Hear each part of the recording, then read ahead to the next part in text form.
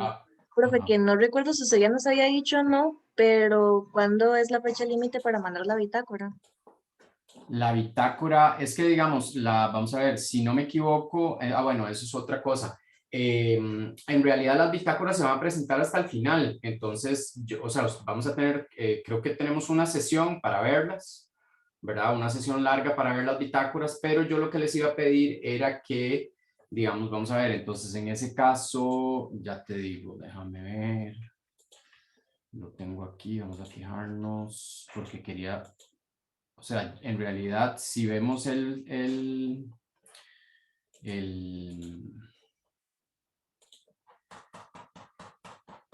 calendario, el programa, ¿verdad? Tenemos, ya casi nos queda esta clase de Glisson, nos quedan la clase sincrónica la otra semana, ¿verdad? Tenemos una clase sobre Silvia Winter y una invitada que vamos a tener el 20 de julio, que es Paola Rabazo, que nos va a hablar de Eulalia Bernard, su trabajo sobre Eulalia Bernard. Y la idea era que tuviéramos una parte de la clase Eulalia Bernard y otra la exposición, digamos, la primera exposición de las bitácoras. Entonces, lo que les voy a pedir es que para la clase del 20 de julio, ¿verdad?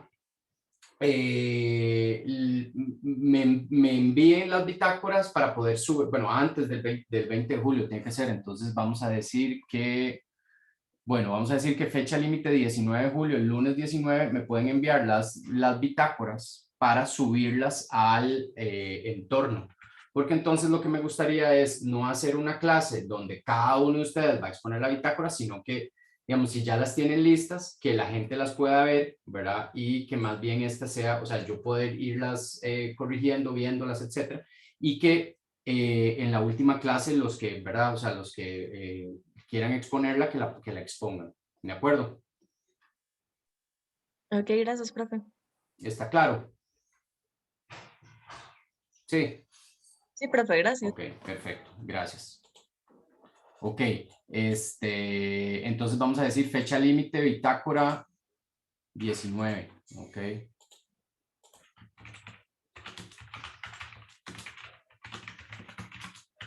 19 de julio. ¿De acuerdo? Yo las puedo ver y por favor les voy a pedir que las vean en el entorno, ¿verdad? Y que las podamos discutir una parte el 20 y otra parte en la última clase. ¿De acuerdo? Así que así vamos a proceder. ¿Ok? Entonces, hoy vamos a hablar de Edouard Glissant, ¿verdad? Edouard Glissant, bueno, ustedes pudieron ver el texto, no sé si conocían ya a este autor, que es un autor mayor del pensamiento caribeño contemporáneo. No, nunca habían escuchado de Glissant. Bueno, yo hasta hace poco tiempo tampoco había escuchado nunca de él, ¿verdad? Porque es un autor que si no fuera por los cubanos, conoceríamos muy mal, ¿verdad? Porque hay pocas traducciones al español y es un autor del mundo francófono, ¿verdad? Entonces, Glissant, digamos, me interesa aquí que presentarles algunas nociones, ¿verdad? Sobre su pensamiento, ¿verdad? A partir de ese pequeño texto que ustedes leyeron, que es, digamos, como un texto pivote, ¿verdad? Porque es como un conjunto de documentos que Gilson trabaja a lo largo de muchos años y que publica bajo un solo número que se llama el discurso antillano, ¿verdad? Y entonces no es un solo discurso, digamos, no es aunque le pone el título de toda una tradición discursiva europea, que es la tradición, digamos, que va desde Descartes con el discurso del método hasta Rousseau con, ¿verdad?, el discurso sobre el origen de la desigualdad, etcétera, ¿verdad?, que es un tipo de ensayo, sobre todo en Rousseau, ¿verdad? En Descartes no, pero en Descartes es obviamente muchísimo más metódico. Pero en Rousseau es esta noción ¿verdad? De trabajar una serie de ideas a lo largo de varios capítulos de un libro, ¿verdad? Donde se van desarrollando cada una de estas ideas.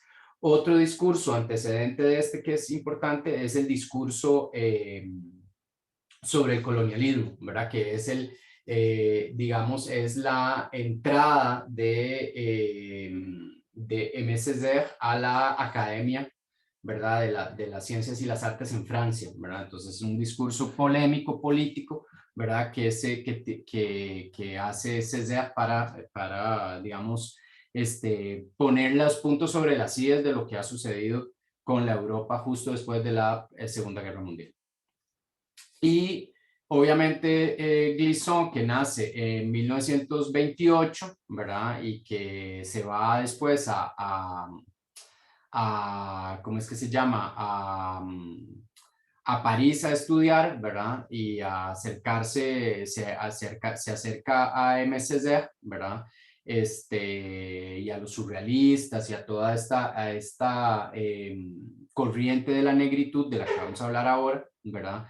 Este, Glisson digamos, a beber mucho de todas estas influencias, ¿verdad? Va a conocer a los grandes autores, a Leopold Sédar Senghor de Jacques Delmas, ¿verdad? Del movimiento de la negritud, pero y bueno, y obviamente a Fanon, ¿verdad? Más adelante, en los años 50, pero Glisson va a digamos, establecer siempre una línea de análisis entre la poética y la política, ¿verdad? O sea, al principio se da a conocer por una novela que se llama El lagarto o La lagartija, Le Lézard, ¿verdad? Que es una novela sobre Martinica, que se traduce en español, o sea, esa novela es del 58, en español se traduce como hasta el 2001, ¿verdad? Y eso es lo que lo va a dar a conocer en el mundo internacionalmente, ¿verdad? Después va a tener una serie de textos que son también ensayísticos y de poética, ¿verdad?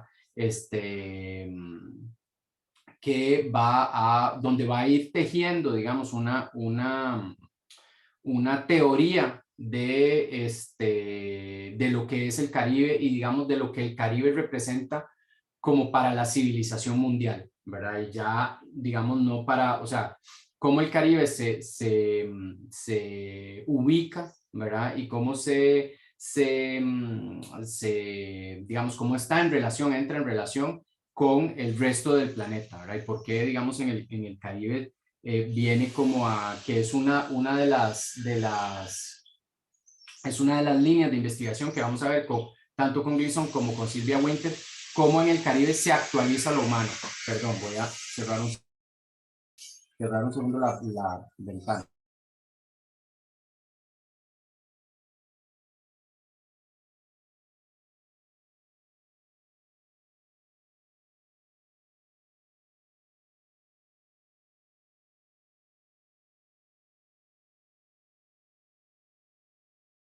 Listo.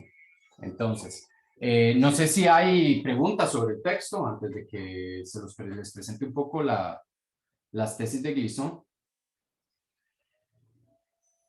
Si hubo cosas que no quedaron claras. Sí, profe, yo sí tengo... Ajá, Paola, adelante. Bueno, una de ellas tiene que ver con la visión de la lengua que tiene Glisson, Ajá, sobre el criollo. ajá. No me quedó como muy claro esta visión, ¿verdad?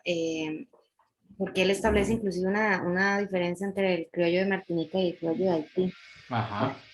Entonces, me preguntaba, bueno, en primera instancia, bueno, la posición de él con respecto a los estudios lingüísticos específicamente, porque de hecho la visión que parece tener, según lo que él explica, es esta visión añeja, ¿verdad? Y racista de que el criollo es simple, que es una simplificación del francés, que es un tipo, él, lo cito, él dice un yo Tarzán, tú Jane, es una forma de trabajar, de hablar así, ¿verdad? Un yo Tarzán, tú Jane. Entonces, hasta él mismo con esta caracterización, pues lo califica de salvaje, ¿no? Es una simplificación y él dice que es un lenguaje de niño según retoma a otro pensador de ese tiempo, ¿verdad? Ajá, ajá, Entonces, desde este punto de vista, él descalifica el criollo. A mí me parece que él lo está haciendo, ¿verdad? Está ajá, descalificando el criollo. ajá. El Eh, criollo de Martinica. Ajá, el criollo de Martinica. Ajá. ajá, Entonces, pues, yo continúo con la lectura y me doy cuenta que, bueno, me pongo a pensar que me parece que en sí descalifica el de Martinica y mi pregunta en específico ¿es porque en Haití se vuelve lengua oficial el criollo y en Martinica no? Entonces es como ajá. que eso es lo que le resta fuerza y eso es lo que le resta eh, poder a esa lengua. Esa es una de Ujú. mis dudas. Ok, bueno, entonces vamos a ver. Sí, tiene que ver más con más que un asunto de mera lingüística, tiene que ver con un asunto sociopolítico y cultural, ¿verdad? Entonces, bueno, ahora lo vamos a ver en la explicación. Uno, digamos, lo que muestra Glisson es que el criollo de Martinica, por la presencia aplastante del francés, ¿verdad? Como lengua oficial y como lengua pura, ¿verdad? Nunca pudo acceder al estatus de lengua nacional como lo hizo en Haití, ¿verdad? O sea, no fue una lengua que permitió reunir a la comunidad, ¿verdad? Entonces, es una lengua que se ha quedado en el espacio de la infancia, ¿verdad? En el espacio del cuento, digamos, ¿verdad? Él también tiene algunas notas sobre el cuento creol, ¿verdad? Que está escrito en creol, que se cuenta de manera oral, ¿verdad? Y entonces, o sea, que no logra aglutinar a la comunidad, pero lo explica digamos, por hechos históricos, ¿verdad? O sea, digamos, él no dice que per se el creol sea una lengua salvaje, sino que, por ejemplo, el creol martinico no ha logrado, ¿verdad? No ha logrado cristalizar un sentido de comunidad para la comunidad martinica. ¿Por qué? Porque la comunidad martinica es una comunidad, que es lo que vamos a ver ahora, estancada en una ausencia de historia propia. ¿Por qué? Porque se le ha impuesto la historia de Francia. Esa es la historia que se enseña en Martinica, ¿verdad? O sea, y bueno, hay toda una serie de procesos, ¿verdad? Hay una ausencia de conciencia de la alienación de los martinicos. Y eso pasa por, digamos, el rechazo que hay dentro de la misma comunidad por el creol como lengua, digamos, propia, ¿verdad? Chantal, vos tenías una pregunta. Hola, profe. Hola. Sí, no era precisamente una pregunta, sino un aporte al análisis que estamos haciendo respecto al idioma, ¿verdad? Que Ujú, creo que es una de las cosas que más me ha llamado la atención de todo el curso, ujú, cómo se ha manejado, ¿verdad? Ese punto. Y me llamó mucho la atención y me gustó mucho el que también como parte, digamos, de su cultura, ujú, eh, decidieron implementar, digamos, el creol y los lenguajes, ya lo que viene siendo como el patuá acá, ¿verdad? ujú, Y ujú, sus mezclas y su forma incluso menciona infantilizar el idioma, ¿verdad? ujú, Como algo ya de ellos y de usted verá si quiere entenderme o no quiere entenderme, ujú, ya ujú, como parte de yo lo llamaría como su intento de revolución en la lengua. ujú, Entonces me llamó mucho la atención esa parte de que ellos llegaran incluso, digamos, es algo que se ve, también mencionaban incluso en el inglés, ¿verdad? Que ajá, ellos tienen como su propia forma de hablar ajá, y de que allá ver a usted si quiere entenderlo o no quiere entenderlo y si quiere aceptar ujú. el idioma, ¿verdad? Claro, pero ojo, que digamos, vamos a ver, es que, digamos, Glisson es como trata de establecer diferencias entre cómo funciona el creol, digamos, de los esclavos negros en las plantaciones de Estados Unidos, ¿verdad? De engañar al amo, ¿verdad? De tener un lenguaje codificado, etcétera, etcétera, ¿verdad? Ahí hay digamos, hay un uso de la lengua que es un uso que genera comunidad, ¿verdad? Aunque no se oficialice.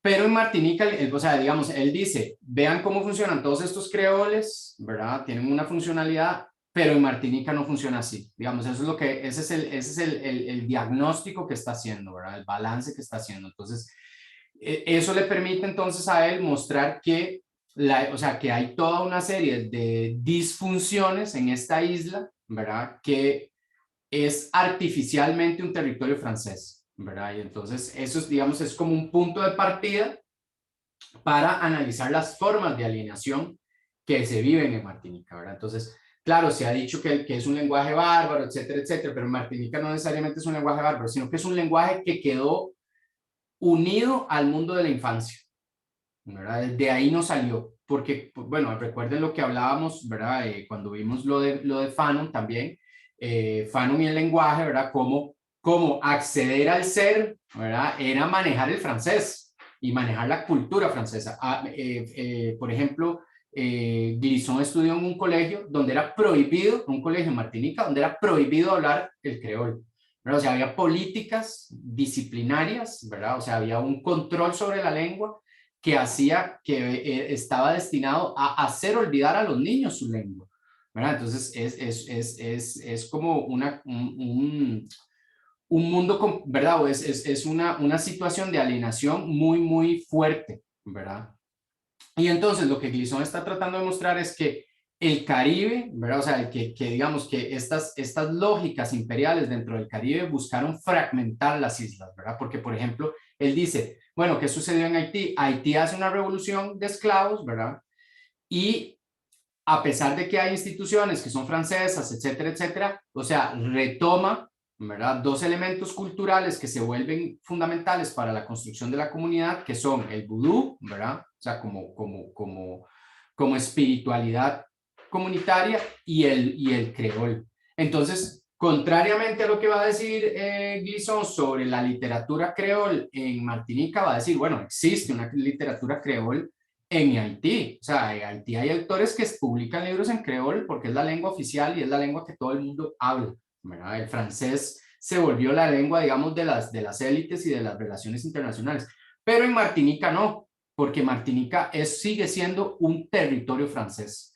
Y entonces la imposición de la lengua con mucha violencia, que es lo que muestra Glisson, es que ¿verdad? Porque no es solo el francés, sino que es la escritura, ¿verdad? Frente a la oralidad y frente a ¿verdad? A los pueblos que son más orales y la historia que es más oral, etcétera, etcétera. Entonces hay pues digamos que en Martinica hay una tensión entre, ¿verdad? Lo que decía, o sea, digamos, una de las categorías que tiene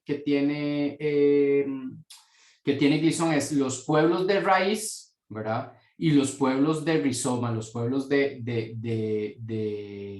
los pueblos en relación y los pueblos enraizados, ¿verdad? Los pueblos enraizados son aquellos pueblos que buscan un territorio, ¿verdad? Que están ahí presentes en un territorio, que buscan establecerse y echar raíces y que no se mueven. Y están los pueblos que se mueven, ¿verdad? O sea, que funcionan como un rizoma con múltiples conexiones. Para él visualiza así al Caribe, ¿verdad? No como una serie de pequeñas entidades independientes que se enraizaron en estas islas, sino como una gran conexión, como una molécula, ¿verdad? Conectada con sinapsis por todo lado, ¿verdad? Donde hay interconexiones, ¿verdad? Y por eso él habla de la relación, que es con R mayúscula, ¿verdad? Que es uno de sus conceptos más fuertes, ¿verdad? Y él dice, tenemos que movernos de un mundo que busca la inmovilidad del ser, ¿verdad? Que esa ha sido como toda la discusión de la filosofía occidental, ¿verdad? Hacia un mundo que busca la relación, ¿verdad? O sea, no la identidad del ser, de algo que decir, bueno, nosotros somos franceses, ustedes son ingleses, ustedes son jamaiquinos, ¿verdad? O sea, como esas entidades que supuestamente son puras y transparentes, ¿verdad? Glisson les opone los pueblos en relación, ¿verdad? La relación como una interconexión de un montón de diversidades, ¿verdad? Que finalmente, entonces eso empuja a otra cosa, que finalmente no, o sea, tienen un grado de opacidad. Por eso al principio en este texto él dice, nosotros reivindicamos la opacidad. ¿Qué significa eso? No significa la confusión, ¿verdad? Significa que Contrariamente, digamos, a un Descartes que en las meditaciones metafísicas va a decir, lo único transparente a mí mismo es que hay algo que existe, que hay algo que piensa, ¿verdad? Y por lo tanto existe, ¿verdad? O sea, que está esta conciencia que es transparente para mí mismo, ¿verdad? Y entonces, de ahí yo, ¿verdad? Postulo que los demás son conciencias transparentes a sí mismas y entonces así nos reconocemos como individuos, ¿verdad? Con subjetividad. Glisson dice, no, o sea, hay una parte del otro que me escapa siempre, ¿verdad? Está la opacidad y entonces nosotros reivindicamos también esa opacidad. ¿Por qué? Porque los discursos que se han hecho sobre ese nosotros, sobre esos pueblos caribeños, ¿verdad? Por parte del saber occidental, son discursos que han buscado transparentar estos pueblos, ¿verdad? Y entonces los han fijado en la historia y los han fijado en el tiempo y han dicho, bueno, ¿verdad? Estos pueblos de esclavos que son inferiores, o sea, son todos los discursos occidentales que circulan sobre estas nuevas poblaciones, ¿verdad? Entonces Glisson analiza, ¿verdad? Digamos, dice, ok, no todas las poblaciones que fueron trasplantadas evolucionaron de la misma forma. Por ejemplo, los esclavos del norte de Brasil se enraizaron, o sea, buscaron una identidad dentro de ese cuerpo social y guardaron costumbres, ¿verdad? Tradición oral, espiritualidad, que sigue viviendo ahí. Y en cambio, ¿qué ha pasado en Martinica? En Martinica hemos estado en la negación de lo que somos, ¿verdad? No sabemos qué somos, ¿verdad? Pero sabemos que no queremos ser, que queremos ser, o sea, nuestra pasión y nuestro deseo está hacia lo francés, ¿verdad? Blanquearnos, como dice Fanon, por medio del matrimonio, por medio de la, ¿verdad? Del uso de la lengua, ¿verdad?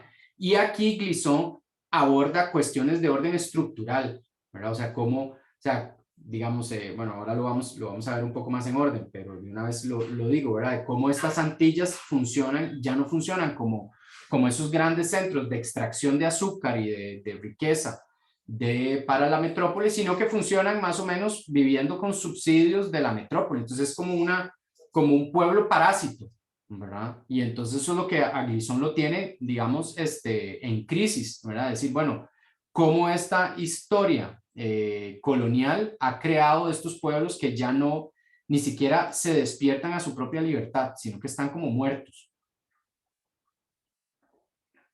¿Qué más? No sé si hay alguna otra duda o comentario sobre el texto.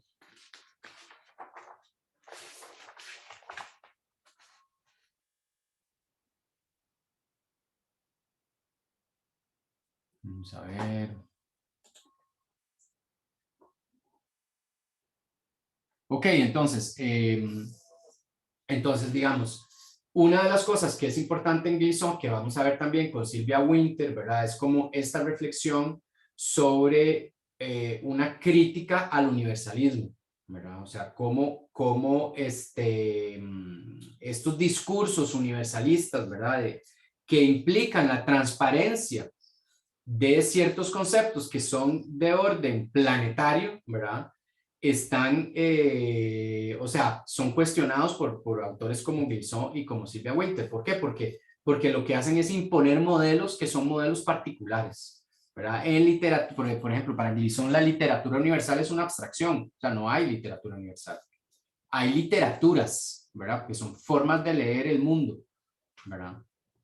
Entonces, en este discurso antillano, como ustedes vieron, bueno, solo leyeron una partecita pequeña, ¿verdad? Es un texto enorme de más de 500 páginas, ¿verdad? Son reflexiones, notas, ¿verdad? Son conferencias pronunciadas en momentos distintos, pero que tienen un eje principal y por eso Glisson es uno de los, digamos, de los pensadores caribeños más importantes. Es que en este texto, así como en otras de sus obras, ¿verdad? Glisson va a analizar la situación caribeña y su interrelación con el mundo. Y entonces el texto tiene análisis sociopolíticos, construcciones filosóficas, ¿verdad? Que profundizan en qué significa ser, ¿verdad? Cuál es el sentido de lo caribeño y en específico sobre la identidad de Martinica, ¿verdad? como nación, como cultura y como sociedad, así como también hay una serie de críticas anticolonialistas. Y entonces este repaso por esas nociones le permite a Glisson explicar, ¿verdad?, algunas nociones como relación, el détour, ¿verdad?, que ahí aparece en el texto en francés también, que se lo voy a poner aquí en el chat, el détour, ¿verdad?, que es una noción importante, relación, ¿verdad?, el détour, que es el desvío, ¿verdad? Se puede traducir por desvío, pero también como por una finta, ¿verdad? Y tiene que ver con tiene que ver con una actitud, ¿verdad? Con respecto al mundo, ¿verdad? Y entonces Glisson aquí los va a articular como parte de las explicaciones particulares que dan cuenta de lo antillano. Glisson es uno de los, digamos, de los autores que está un poco o sea, que está buscando, digamos, cómo llenar de sentido una noción como creolidad, ¿verdad? Que no, digamos, nosotros no vimos el discurso sobre el manifiesto sobre la creolidad, pero Glisson lo apoya, ¿verdad? Que es como una manera de problematizar, digamos, la noción de afrodescendencia, ¿verdad? Porque la creolidad va más allá de la afrodescendencia, ¿verdad? Es una mezcla que no es una mezcla, digamos, humanista, ¿verdad? Así como multicultural, ¿verdad? Como ese sentido de lo multicultural que comenzó a circular en los años 90, después de que cayó el muro de Berlín, ¿verdad? Sino que es una noción más compleja, ¿verdad? Que implica una historización de lo que sucede en el Caribe. Y entonces, aquí en este texto, Glisson comienza abordando la situación de Martinica, ¿verdad? Y los distintos discursos que circulan sobre las islas, el estado de sus poblaciones, ¿verdad? Y como esta imagen, esta etiqueta de islas turísticas, ¿verdad? Y lo que le interesa es observar cuáles son las condiciones materiales, pero también imaginarias que permiten el surgimiento de dichos discursos, ¿verdad?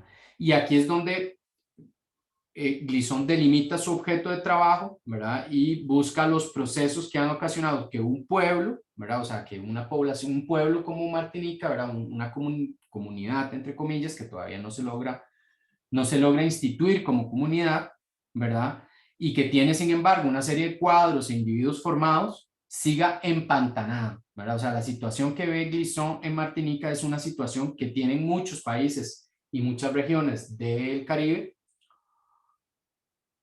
Perdón, este texto es de 1981, ¿verdad? Que es, o sea, son pueblos que están como en un impasse, ¿verdad? O sea, no salen de ahí, no están construyendo su historia, ¿verdad? Y entonces nos dice Glisson, se trataba de un esfuerzo, ¿cómo es que se llama? El discurso es un esfuerzo por rastrear los procesos multiplicados, los vectores enmarañados que urdieron finalmente para un pueblo que aún disponía de tantos cuadros e individuos formados, la trama de la nada en la que se entrampa hoy en día, ¿verdad? Y es lo que Glisson llama la situación bloqueada de Martinica, ¿verdad? Y entonces, en este caso, ¿verdad? El texto mismo de Glisson es un texto que busca romper con la tradición académica occidental, ¿verdad? De transparencia, de claridad, etcétera, etcétera. Él dice que reivindica una escritura oscurecida y opaca, ¿verdad? Porque el objeto al cual se está acercando es opaco también, ¿verdad? Y es un poco lo que hablábamos hace un rato, no se puede cernir completamente, ¿verdad? No se puede descubrir completamente, hay como o sea, y eso no significa que no se pueda, ¿verdad? Que no se pueda conocer, pero, y esto lo va a decir también Glisson del paisaje, ¿verdad? No se puede agotar la realidad con la lengua, con el lenguaje, ¿verdad? Contrariamente a los que creen que el lenguaje crea la realidad, Glisson sostiene que la realidad, o sea, el lenguaje no puede subsumir la realidad, ¿verdad? Hay siempre algo que escapa al lenguaje, ¿verdad? Y entonces, ¿verdad? Aquí comienza a articularse como la noción de relación, ¿verdad? Que establece Glisson, que es esta idea de estos pueblos casi extintos, ¿verdad? Tanto de origen indio como de origen africano, que se oponen al universal de la transparencia impuesto por Occidente, ¿verdad? Y nos dice Glisson que estos pueblos, ¿verdad? Él utiliza esta frase, que es una frase también, digamos, difícil de comprender. Dice, es la multiplicidad sorda de lo diverso, ¿verdad? Y lo diverso lo escribe con mayúscula, ¿verdad? Entonces eso, digamos, Glisson va a reivindicar toda una serie de nociones que tienen que ver con los límites digamos, del conocimiento occidental, ¿verdad? De la epistemología occidental. Y entonces, ¿verdad? Glisson nos dice que la realidad de estas islas y la realidad de Martinica no es una realidad que se ofrece unificada, limpia, pura, ¿verdad? O sea, no es un objeto ya definido, sino que, sino que es una realidad fragmentada, ¿verdad? Por eso el discurso, ¿verdad? O sea, todo esto es para decir que, digamos, el discurso es una serie de aproximaciones al objeto, ¿verdad? Y no es una sistematización del objeto, ¿verdad? Entonces ya digamos en el propio texto de Glisson hay digamos, un punto de vista epistemológico sobre cómo conocer el Caribe, ¿verdad? Sobre cómo conocerlo, digamos, sobre cómo hacer un discurso sobre el Caribe, ¿verdad? El discurso antillano, bueno, en francés se llama discurso antillano, ¿verdad? En español se tradujo como el discurso caribeño. Y entonces, ese Caribe que es fragmentario, que es opaco, a ese Caribe corresponde un discurso no que busca la transparencia, sino un discurso que acumula, ¿verdad? Que es también opaco y que responde a este objeto, ¿verdad? Que está en pedazos, ¿verdad? Y entonces, Glisson señala que, bueno, esta representación de las islas como espacios paradisíacos, ¿verdad? Sobre todo de las islas francesas, ¿verdad? Se crea cuando los franceses crean, Martinica pasa de ser una colonia a ser un departamento de alta mar, ¿verdad? Y entonces, de esta forma, el destino de las Antillas francesas parece estar siempre al lado de su propia realidad, es decir, nunca puede alcanzarlo, ¿verdad? Porque imagínense, es como que Costa Rica se convirtiera, digamos, en un estado asociado, como en la situación un poco de Puerto Rico, ¿verdad? Estado asociado de los Estados Unidos, ¿verdad? Entonces es como, bueno, ¿qué somos? O sea, los puertorriqueños, ¿qué son? ¿Cuál es su cultura, verdad? Pueden entrar a Estados Unidos, no necesitan visa, pero al mismo tiempo son latinoamericanos o son, ¿verdad? O sea, hay todo un juego ahí también con la lengua, con la cultura, ¿verdad? O sea, cómo son discriminados en Estados Unidos, ¿verdad? Entonces hay todo un poco este juego, ¿verdad? Aunque en el caso de Martinica es aún más cruel, porque o sea, Martinica es como decir Alajuela, ¿me entienden? O decir Isla del Coco, digamos, es un territorio francés, ¿verdad? Es un territorio francés, pero lo que muestra Glisson es que hay una diferencia fundamental entre la institucionalidad, ¿verdad? La ley y la práctica política, ¿verdad? Y la vivencia de estos pueblos, ¿verdad? Y entonces, ¿verdad? Lo que nos dice Glisson es que estos pueblos del Caribe, ¿verdad? Tienen dos obstáculos al frente. Uno es estar desperdigados, ¿verdad? O sea, no estar unidos y al mismo tiempo sufrir procesos de asimilación que son de las formas más crueles y perversas de la colonización, ¿verdad? Y entonces aquí digamos, la asimilar, ¿verdad? Asimilar es igual a colonizar, ¿verdad? O sea, los procesos de asimilación en este caso son procesos por los cuales pasó Glisson, como por ejemplo la prohibición de usar la lengua que el mae usaba con su abuela, ¿verdad? O sea, no poder hablar creol, ¿verdad? La lengua de la calle, digamos. ¿Ok? Y esta asimilación en el caso de Martinica pasa por la promesa de ser francés, ¿verdad? De pertenecer a la metrópolis, ¿verdad? Y nos dice Glisson, esto es lo que ha ahogado, lo que ha matado el impulso colectivo, que es lo que un pueblo necesita para sobrevivir como tal. Sin embargo, parece ser que la síntesis, ¿verdad? Es también una forma de hacer nacer al pueblo martiniqués, ¿verdad? Por ejemplo, es desde, digamos, lo que va a mostrar Glisson es que han habido esfuerzos, ¿verdad? Para hacer surgir de este pueblo algo que sea distinto a lo que Francia siempre propone, ¿verdad? Que es la asimilación a lo francés, ¿verdad? Por ejemplo, uno de esos esfuerzos fue la negritud, ¿verdad? Que Nécessaire desarrolló como un movimiento, digamos, que buscaba reivindicar lo negro, ¿verdad? La cultura negra, ¿verdad? Aunque, bueno, Glisson después va a ser un poco crítico de eso, ¿verdad? No había como una vuelta de rosca de la negatividad de lo negro, ¿verdad? Hacia lo positivo, pero y detrás había como un gran vacío, ¿verdad? Porque la referencia estaba en África y estaba la cosa del regreso, etcétera, etcétera. Ahora lo vamos a ver un poco más, ¿verdad? Pero lo que afirma Glisson es que estos pueblos, ¿verdad? Lo que hay ahí en el Caribe es una vocación de síntesis, ¿verdad? De síntesis de lo diverso, ¿verdad? Y no un esfuerzo para mostrarlo, digamos, para reivindicar la pureza, ¿verdad? De un origen, de una raíz. ¿Ok? ¿Verdad? Entonces, bueno, Glisson hace un repaso por la historia antillana que muestra que las relaciones entre las islas de Haití, Guadalupe, Martinica, ¿verdad? O sea, hay toda una serie de relaciones, pero el deseo de revolución y de libertad que se expresó en Haití no pudo contagiar a las demás islas porque hubo un esfuerzo muy grande de aislar a Haití, ¿verdad? Haití era un problema para las demás islas azucareras, y el caso de Martinica es muy, muy paradójico, puesto que no hay una lucha por la libertad, ¿verdad? No hay una conciencia de la alienación que lleve a una lucha por la libertad, como si hubo, por ejemplo, entre los criollos españoles, criollos hijos de españoles que vivían en América, o como si lo hubo con los esclavos antillanos. ¿Qué pasó en Martinica? Los esclavos fueron liberados por la República Francesa. Entonces les llegó un papelito, ¿verdad? Un edicto que Glisson analiza a lo largo del discurso antillano, donde dice, bueno, ¿verdad?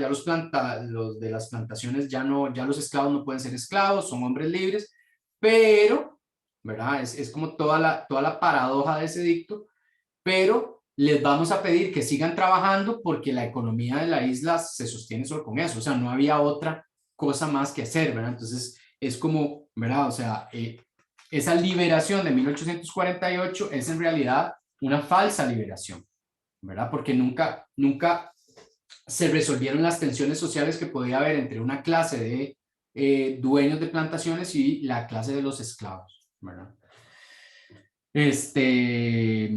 En cambio, por ejemplo, lo vimos con el texto de Brathwaite, ¿verdad? Que ustedes leyeron, el texto aquel en inglés, donde se hablaba de Jamaica, de Próspero, etcétera. Brathwaite hace más bien un análisis de cómo los diferentes actores dentro de la rebelión de 1848 en Jamaica, en 1832, perdón, en Jamaica, o sea, hay una serie de tensiones porque hay actores políticos que juegan roles distintos, ¿verdad? En ese proceso de liberación. En Martinica no tenemos eso, ¿verdad? O sea, reciben la libertad y entonces hay que ver qué hacen con ella, pero al mismo tiempo no pueden romper las estructuras sociales que están ya instaladas en la isla, ¿verdad? Entonces es bastante paradójico, ¿verdad? Y entonces nos dice Glisson que los antillanos, que entiéndase de Martinica y Guadalupe, han sido conducidos a negarse como colectividad con el fin de conquistar una ilusoria igualdad individual. Es decir, no nos rebelamos como martinicos, ¿verdad? O como hijos de esclavos, ¿verdad? Y rompemos con el sistema colonial porque Francia nos está prometiendo que vamos a ser franceses, ¿verdad? Pero, nos dice Glisson, es una ilusoria igualdad individual, ¿verdad? ¿Por qué? Porque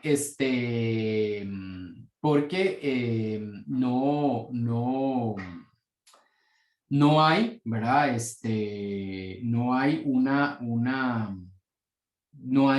O sea, los martinicos siguen siendo discriminados, ¿verdad? Siguen siendo racializados por la metrópoli, ¿verdad? Y entonces esta ausencia de nación, de conciencia colectiva, es también responsabilidad de las élites antillanas, no solamente de Francia, ¿verdad?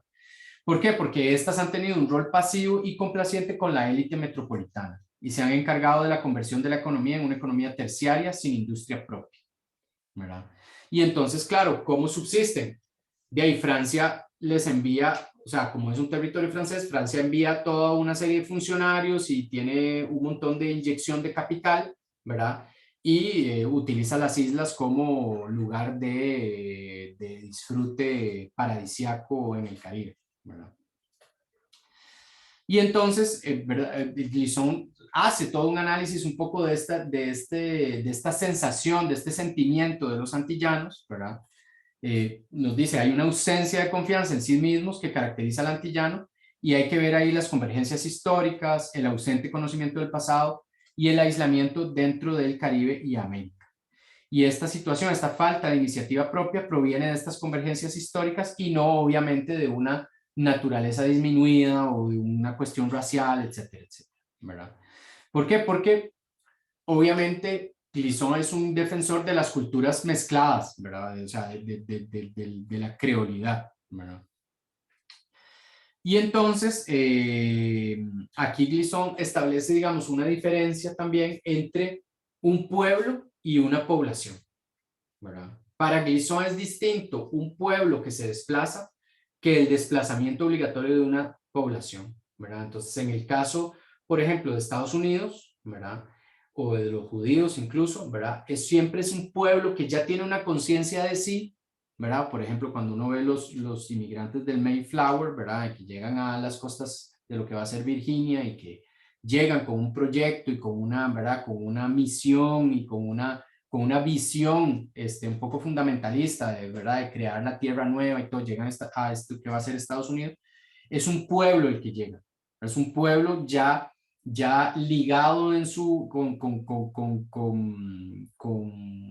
¿cómo decirlo? Con lazos culturales, ¿verdad? Con lazos, con lazos, bueno, religiosos, etcétera, etcétera, que llega a implantarse ahí.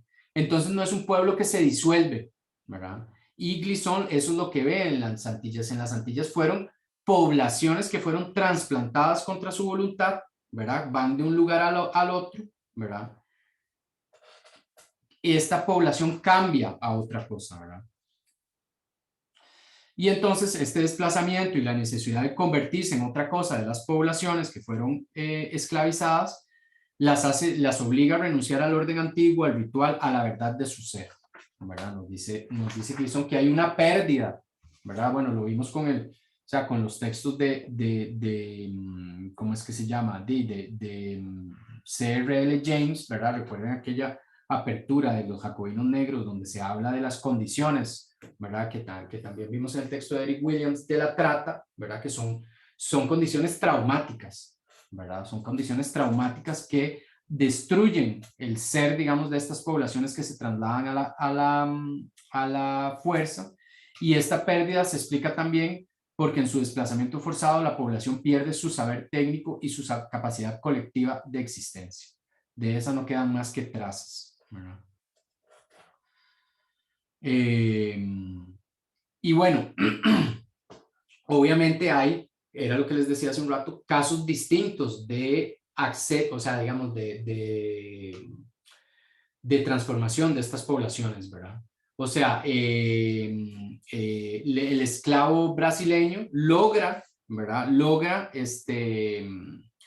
Logra recuperar saberes técnicos y saberes espirituales, etcétera, y o sea, reconstituir una parte de ese legado, ¿verdad? No es un legado puro, ¿verdad? No es que esas prácticas, digamos, de Changó y de Oshun, ¿verdad? Y de los orishas, etcétera, etcétera, son prácticas puras que vienen, ¿verdad? Sin tocar desde África, ¿verdad? Lo vemos en el texto que ustedes también tuvieron que leer, el texto de Benítez Rojo, cuando habla de la Virgen de la Caridad del Cobre, ¿verdad? Como objeto sincrético de la cultura, ¿verdad? Pero lo que nos dice Glisson es que en las Antillas es el desinterés técnico, ¿verdad? La incapacidad, o sea, digamos, la herramienta para el esclavo antillano significó una sola cosa y era el trabajo el trabajo en la plantación. Entonces hubo un desinterés por apropiarse de ese trabajo, ¿verdad? Que no sucedió en otros lugares de América, ¿verdad? Ahora bien, ¿verdad? O sea, digamos, estas nociones de movimiento, ¿verdad? Le permiten cuestionar a Glisson los valores absolutos, ¿verdad? Del universalismo occidental y criticar esta noción de un universal transparente, ¿verdad? Los valores ya no son totales, absolutos, sino que forman parte de los modos por los cuales opera una relación, ¿verdad? Y entonces hay una serie de reacciones, ¿verdad? Nos dice Glisson, para entender cómo estos pueblos que fueron sacados de su mundo, de su primer mundo, ¿verdad? De su mundo de la vida, y fueron traumáticamente trasladados, responden a esa nueva situación. Y una primera reacción de una población que ha sido transportada, nos dice Glisson, es el regreso, ¿verdad? Pero este regreso es, Glisson lo ve así, es como la obsesión de lo uno, nos dice, ¿verdad? Y entonces aquí, ¿por qué Glisson habla de la obsesión de lo uno? Porque para él la cultura occidental está obsesionada con el ser, ¿verdad? Está obsesionada con el ser como unidad, ¿verdad? Recuerden el famoso poema de Parménides, ¿verdad? Que es el que uno comienza a estudiar siempre que estudia filosofía, y cuando estudia, digamos, a Heidegger y a los filósofos del ser, ¿verdad? Que es la unidad del ser, ¿verdad? El ser es y el no ser no es, ¿verdad? Y entonces, todo aquello que se mueva no existe, ¿verdad? No es. Ese es, digamos, el postulado de esta filosofía, ¿verdad? Y entonces hay toda una crítica, ¿verdad? Que hace Glisson, ¿verdad? Porque, bueno, primero, porque el occidente quiere postular eso como la única verdad, ¿verdad? A lo cual lleva, digamos, a los pueblos a enraizarse, ¿verdad? A buscar la raíz, a buscar su origen, ¿verdad? Como ustedes, por ejemplo, en la Alemania nazi, toda la mitología nazi tenía que ver con una búsqueda del origen romántico, ¿verdad? En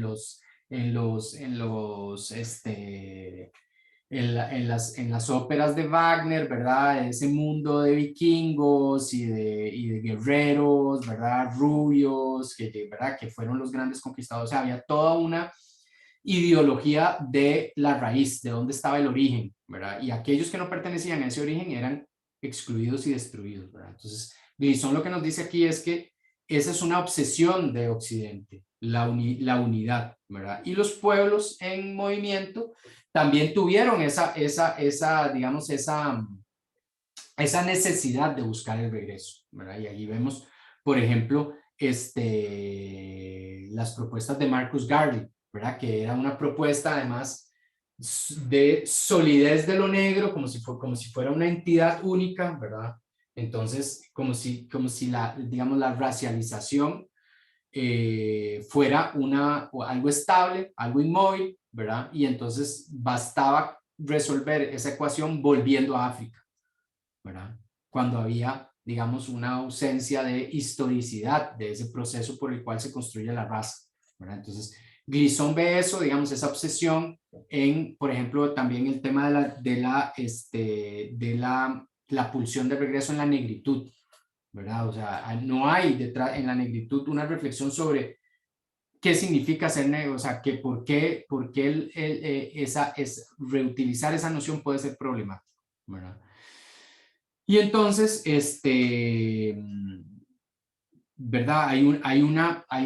Nos dice Glisson que en este deseo de regreso, ¿verdad? Que se manifiesta en alguien como Marcus Garvey, ¿verdad? Y en los procesos de retorno a África, ¿verdad? Hay una frustración, ¿verdad? Porque este regreso, esa frustración no compensa la ausencia, ¿verdad? No compensa la ausencia de nación, ¿verdad?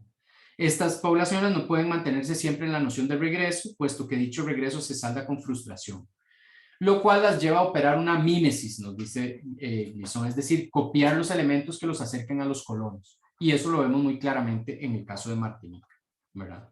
Y es cuando esa pulsión de regreso va disminuyendo que se toma en consideración la tierra nueva, ¿verdad? Pero, digamos, en el caso de Martinica no hay una verdadera apropiación, ¿verdad? De esta tierra nueva, y entonces comienza la obsesión de la imitación, ¿verdad? Nos dice Glisson, la pulsión mimética es una violencia insidiosa, ¿verdad? Es una pulsión violenta, ¿verdad? Y aun cuando una población se ha convertido en pueblo, ¿verdad? Pero no toma en cuenta la tierra nueva, entonces la comunidad trata de exorcizar el regreso a través del détour, ¿verdad? De la finta y del desvío.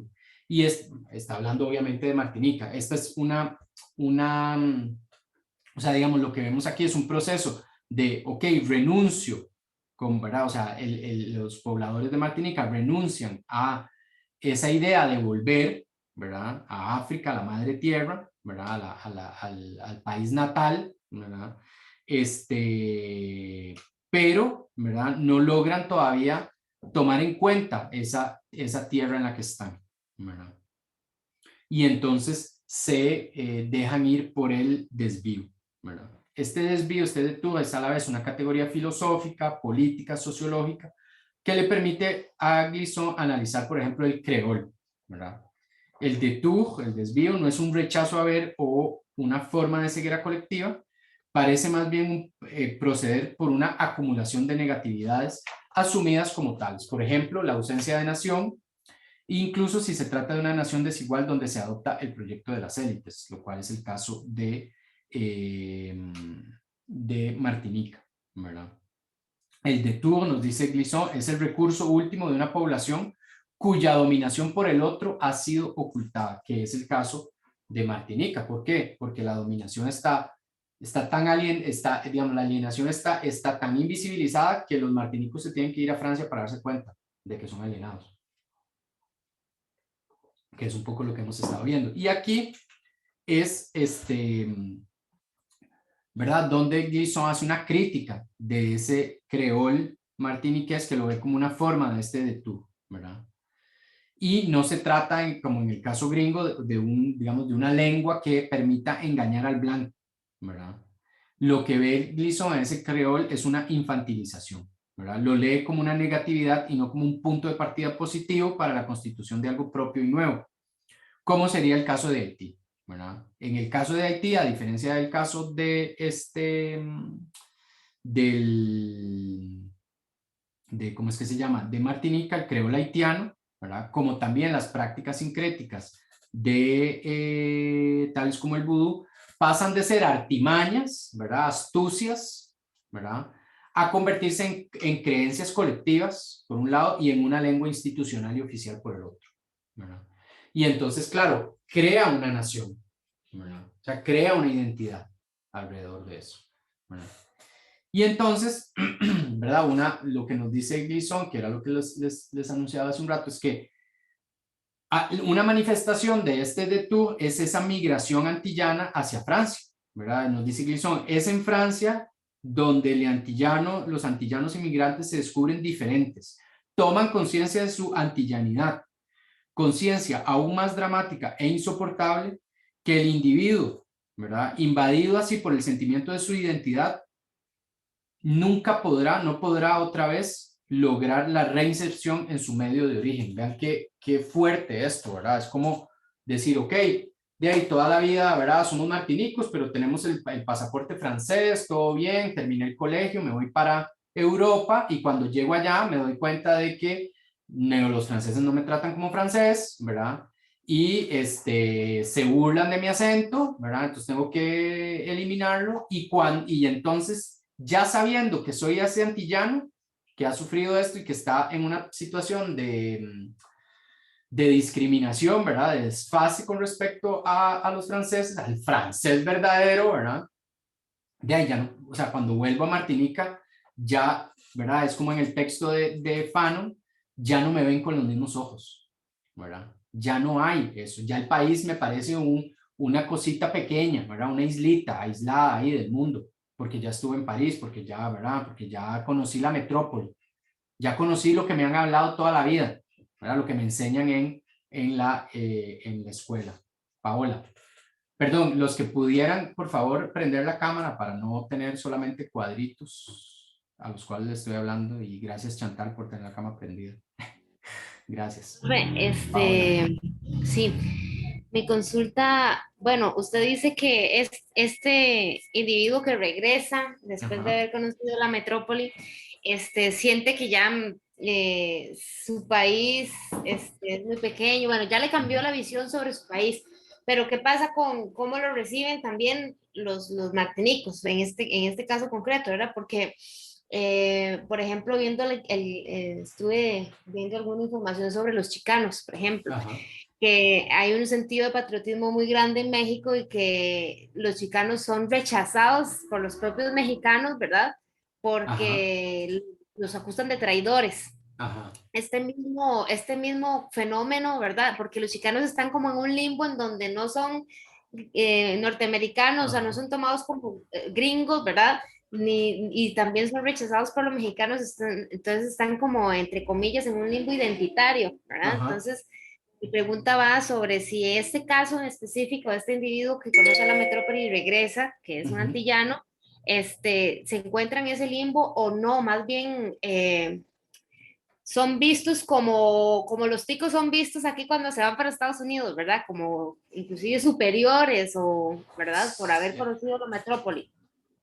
Sí, o sea, bueno, vamos a ver, están en un limbo, pero es un limbo aún más, digamos, ¿por qué?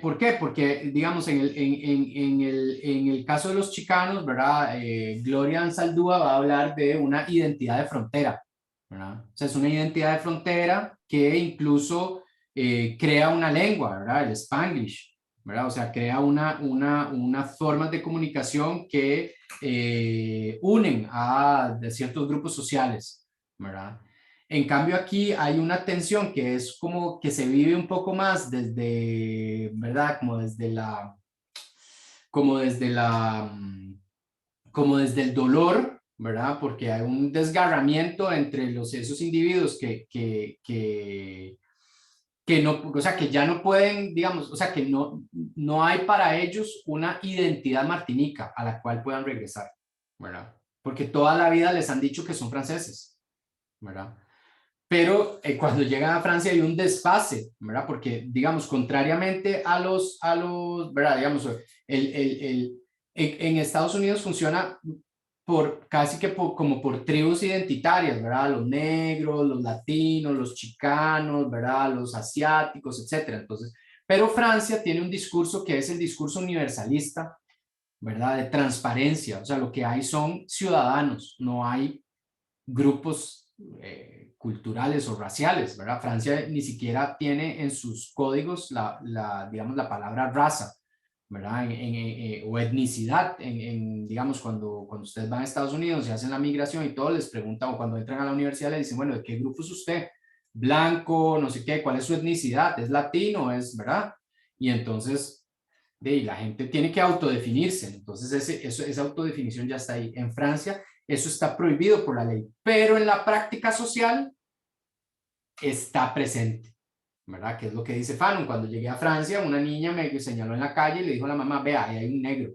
Fue la primera vez que él se dio cuenta que su cuerpo existía y que ocupaba un espacio que no ocupaban los demás. ¿Por qué? Porque la gente no se le sentaba a la par en el metro, en el tren, ¿verdad? Imagínense, ¿verdad? Era como en los años 50, Fanon, ¿verdad? O sea, ahí, y los más decían, no, hay un negro. O sea, ustedes saben lo que, por ejemplo, en Costa Rica, en lugares como el Tenis Club, hasta los años 50 era prohibido que hubieran personas negras dentro del Tenis Club. Y hay una anécdota, ¿verdad? Que nos contaba un colega, que en los años 60, cuando Estados Unidos manda, o bueno, no, eran los años 70, imagínense, porque todavía está, en ese momento creo que no, el primer embajador negro que manda Estados Unidos a Costa Rica, ¿verdad? O sea, el MAE iba al tenis club, ahí tuvieron que cambiar la política del tenis club.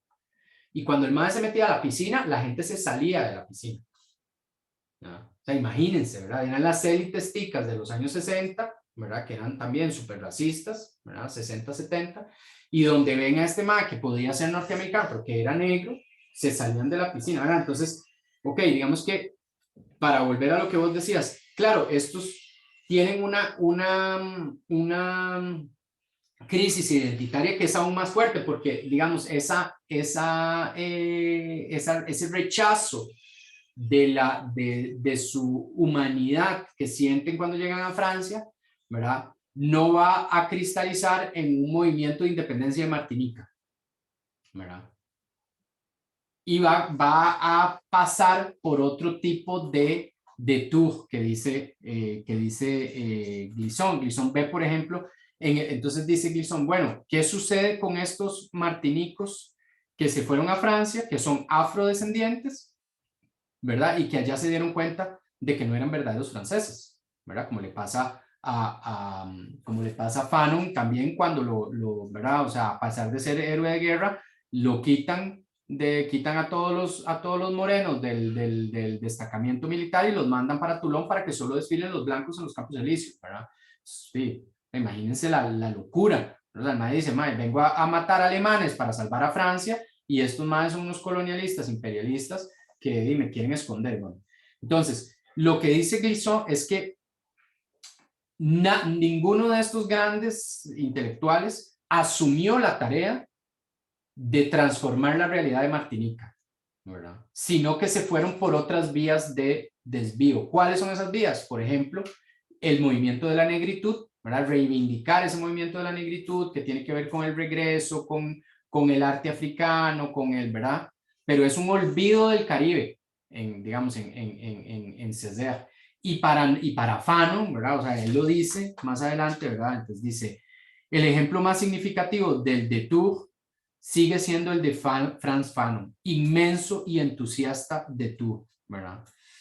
Entonces lo que dice Glisson es que de la vida de Fanon se fue luchando por la causa argelina, ¿verdad? Y de cierta, o sea, él dice, no, nada nos indica que Fanon no habría vuelto a Martinica, a luchar por la libertad de Martinica, pero, ¿verdad? O sea, la situación colonial para él era más manifiesta en estos países, o sea, en Argelia, que era también una provincia francesa, ¿verdad? Que en Martinica. Profe, Ajá, Paola. y digamos, esta crítica que Glisson hace a Fanon, Ajá. ¿quiere decir entonces que Glisson estuvo muy comprometido con Martinica y hizo muchas cosas por Martinica o también se limitó a escribir y también No, no, forma parte claro, del... no, sí, exacto. No, no, él sí, estuvo en un partido revolucionario en Martinica. Ujú. Ah, ok. De hecho, le niegan, lo expulsan de Francia en algún momento. Ujú. Sí, sí. ¿Verdad? Entonces nos dice, ¿verdad? Lo que dice, ¿verdad? O sea, digamos, lo que dice, por ejemplo, vamos a ver, ¿verdad? O sea, lo que dice Gleason es esto, la alienación está tan oculta que hay que ir a buscar a otra parte para que se haga manifiesta, ¿verdad? El problema con esta inmigración es que el antillano toma conciencia de su diferencia al llegar a la metrópoli. La metrópoli además es el lugar desde donde le pasan afirmando que él es igual a todos, ¿verdad? Y una vez ahí es rechazado por los franceses, es también diferente cuando vuelve a su isla, ¿verdad? Y esta situación de que caracteriza el detour, el desvío que define Glisson, ha sido usada por varios intelectuales para ir, él dice, para ir a alguna parte, ¿verdad? Es decir, para moverse de ese Caribe, ¿verdad? Entonces están, aquí él sitúa tres, digamos, el sueño africano, digamos, de Marcus Garvey, la poética de la negritud de Césaire, ¿verdad? O de Patmore, ¿verdad? Que fue asesor de Kwame Nkrumah, ¿verdad? O sea, Patmore, que era de Trinidad y Tobago, se convierte en el asesor principal del que iba a ser el futuro presidente de Ghana, ¿verdad? O sea, son caribeños que se fueron en la lucha armada a liberar del mismo colonizador otros países que no eran los de ellos, ¿verdad? Entonces, Trinidad, por ejemplo, ¿verdad? O sea, se fueron a África a luchar por Ghana y, digamos, dejan atrás ese Caribe, ¿verdad? Y, y entonces, bueno, está el caso de Fanon, ¿verdad? ¿Verdad? Que nada indica que Fanon, si hubiera vivido, no habría abrazado también la causa de Martinica, ¿verdad? Pero sobre todo, digamos, lo que dice Gleason es que hay como una necesidad de, ¿verdad? De eludir, ¿verdad? Porque el detour es como una ilusión de la problemática caribeña para ir a luchar, digamos, contra el colonialismo en otro lugar, ¿verdad?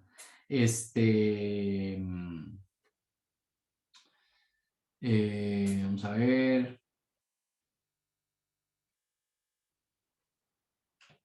¿verdad? Entonces, lo que dice Glisson, ¿verdad? Glisson reflexiona sobre la necesidad de volver al lugar, ¿verdad? Y en este caso el lugar son las Antillas, ¿verdad? Se trata de un regreso al punto de tensión del cual estos autores se alejaron a la fuerza, ¿verdad? Estos autores se alejaron del nudo donde estaba la tensión digamos, de la construcción de una comunidad para ir a buscar, digamos, esa vida en otra parte, ¿verdad? Ok, bueno, y aquí ya Glisson termina, digamos, una de las cosas importantes en este texto es ¿verdad? Glisson nos dice, para nosotros martinicos el lugar es las Antillas, ya lo sabemos, ¿verdad? No, perdón, pero no lo sabemos todavía, al menos no lo sabemos de manera colectiva. La práctica del desvío es la medida de esta existencia sin saber, ¿ok? Y aquí delimito uno de los objetivos de mi discurso: unir a fondo lo que somos, ¿verdad? De manera tal que el desvío no se mantenga más como una técnica indispensable de existencia, ¿verdad? Entonces, es como huir de esa necesidad de desviarse de la tensión que existe o sea, de la situación colonial que existe todavía ¿cómo es que se llama? En Martinica y en las Antillas, ¿verdad? Ok, entonces estos son algunos de los apuntes, ¿verdad? Que teníamos con respecto a Glisson.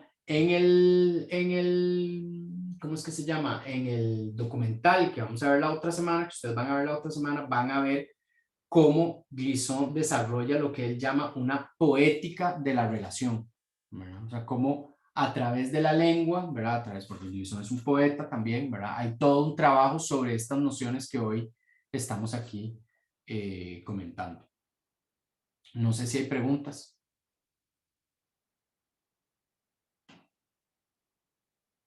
¿Comentarios? No. ¿Ya sienten el peso del semestre virtual sobre sus espaldas? Claro, Sí, ¿verdad? Todos estamos igual. que viene la avalancha.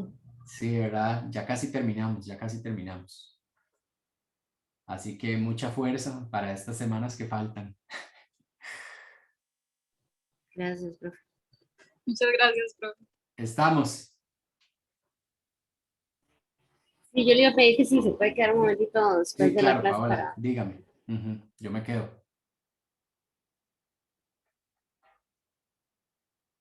Ok, bueno, entonces recuerden lo que hablamos de la fecha de la bitácora, ¿verdad? Les voy a poner un foro para el documental de la otra semana y nos veríamos dentro de 15 días, ¿de acuerdo? Con el texto de Silvia Winter.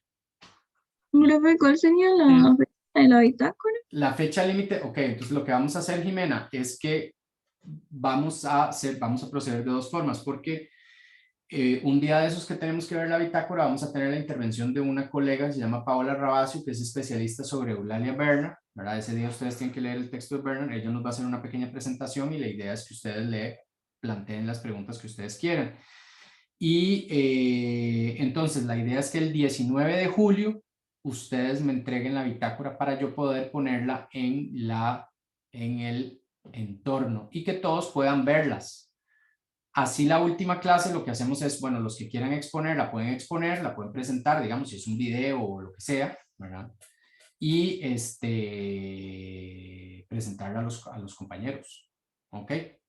¿De acuerdo? Para no tener una sola sesión de puras bitácoras, porque si no va a ser muy pesado.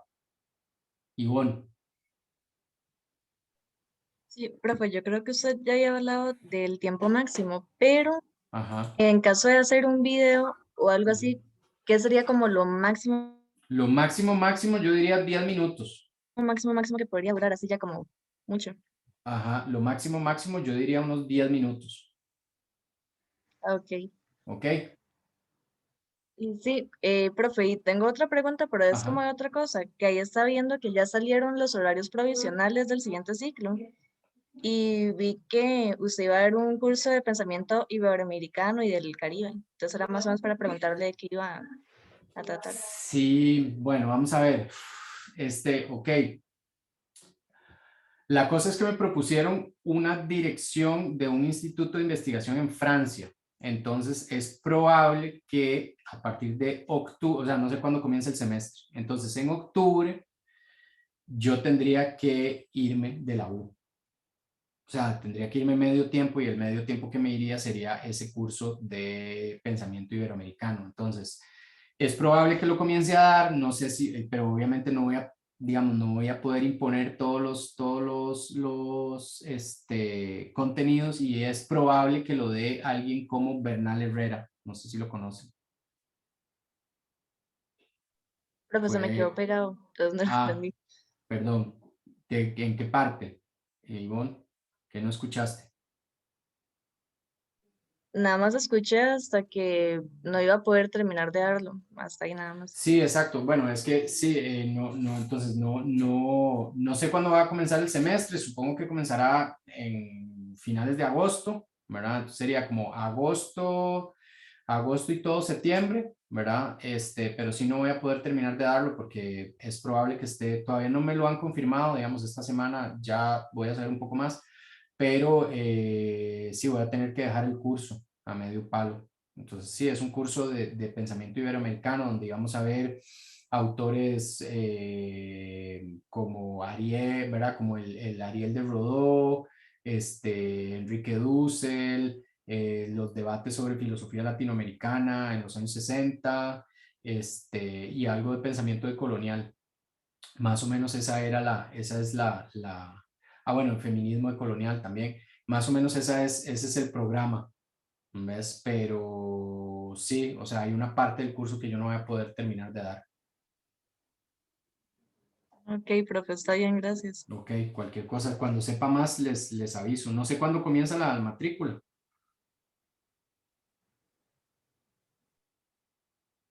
¿Ustedes saben? No. Yo no me acuerdo, yo sí lo había visto, pero no me acuerdo. Ok. Seguro es como la segunda semana de agosto, por ahí debe Ah, andar. bueno. Ok, ok. Sí, sí, bueno, ya para esa fecha creo que va a tener más visibilidad en caso de que, digamos, no salga ese viaje. Entonces, sí lo podría dar. Pero es que es un problema porque la U no permite que uno dé clases desde el exterior. Si no, podría perfectamente dar las clases, o sea, no habría ningún problema, pero de ahí no se puede. Entonces, hay que pedir un permiso. Ven. Profe, aquí estaba viendo que al parecer el inicio del siguiente ciclo es el 16 de agosto. 16 de agosto, ok, ok. Bueno, en la Bueno, sí, página entonces dice eso. imagínate, 16 de agosto, vamos a ver, 16 de agosto, sí, sería como 1, 2, 3, 4, 5, 6, 7, unas 7 clases, bueno, no es poco. Después sí, todavía quedan un poco más, todavía quedan 1, 2, 3, 4, 5, 6, 7, 8, 9. Sí, saldríamos como el 18 de diciembre, una cosa así. Sí, entonces sí, sería como un mes y resto lo que yo podría dar esas clases.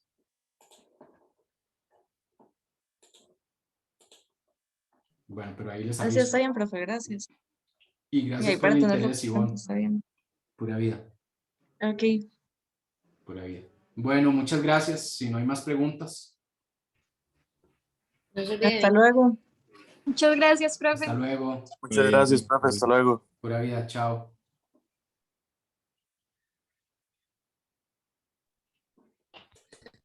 Bueno, hasta luego. Chao.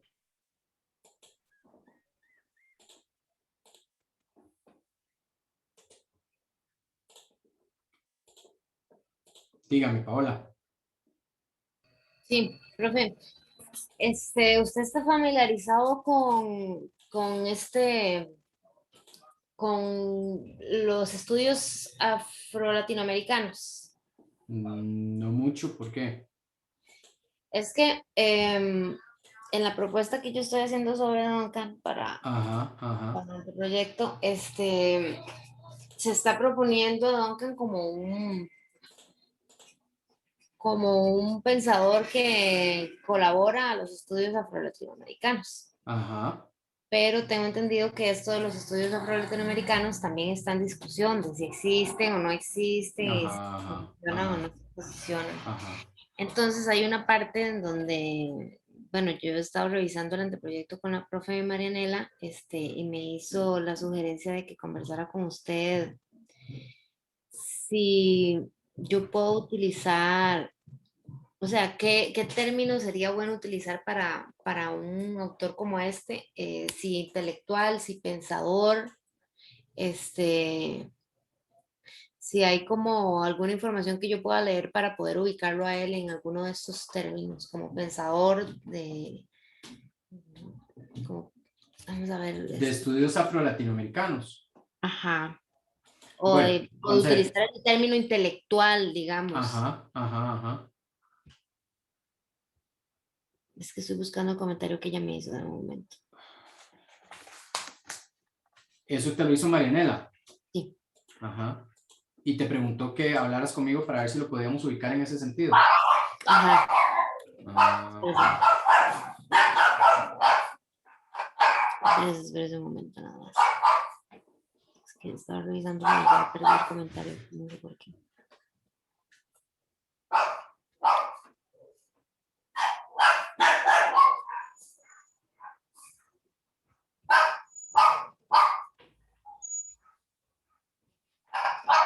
Adrián, no, a ver si sí.